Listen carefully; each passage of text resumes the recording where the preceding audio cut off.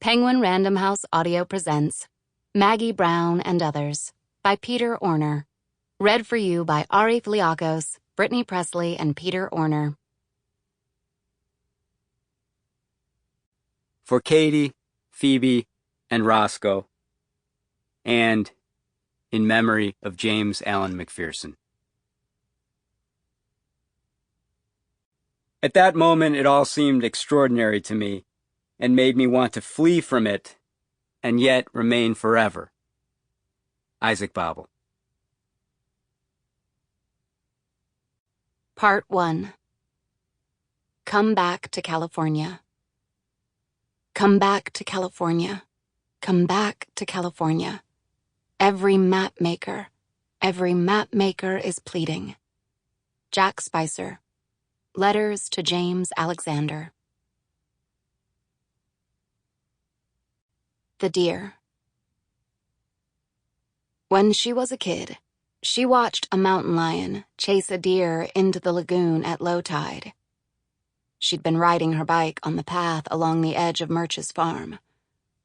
The deer ran out so far into the water that the mountain lion turned back to the shore and vanished into the trees. An hour later, the deer was still stuck in the mud. The tide began to roll back in through the channel connecting the lagoon to open water. She was only a kid, but as she watched the deer out there alone, she knew almost right away that this was something she'd carry the rest of her life.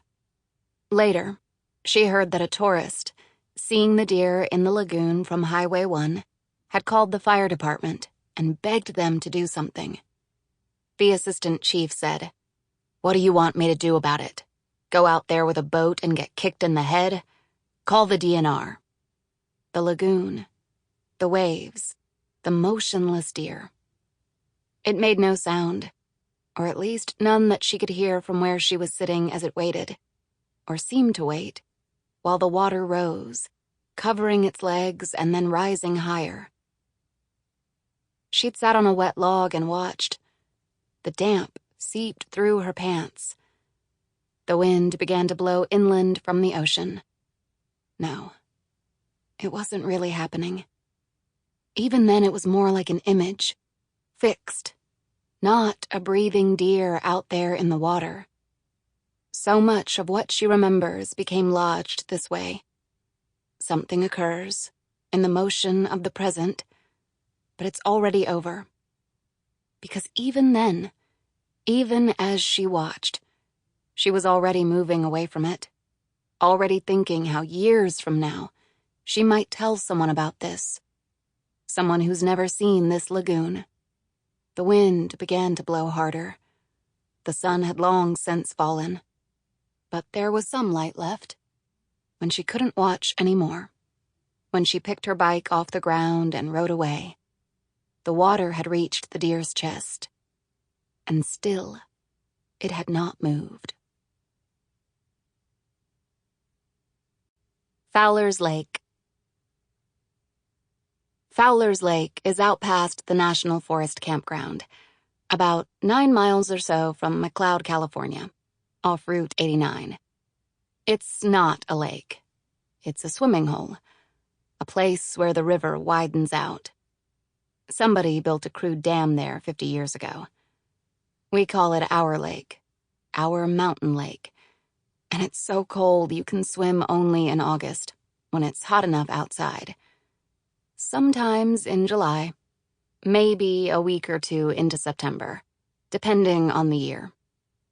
Billy and I like to go out to Fowler's in the late afternoon, when the sun was just about to drop beneath the tops of the trees.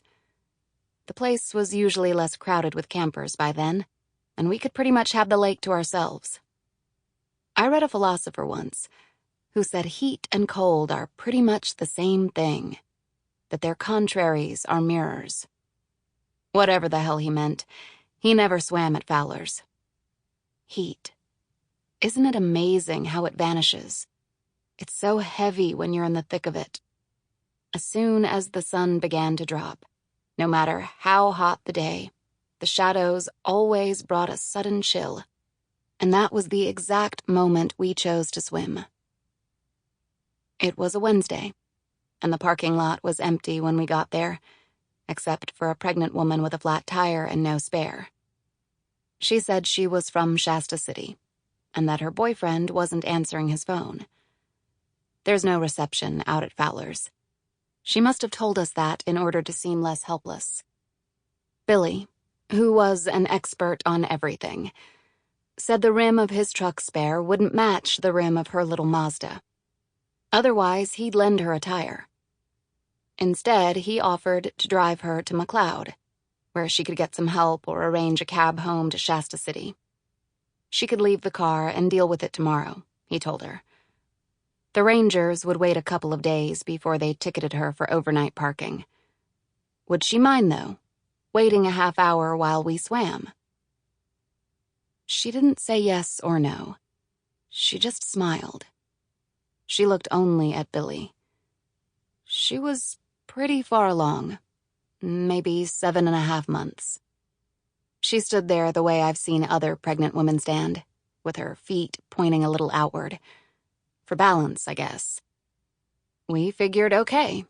So we dove into the water and fuck, it was cold.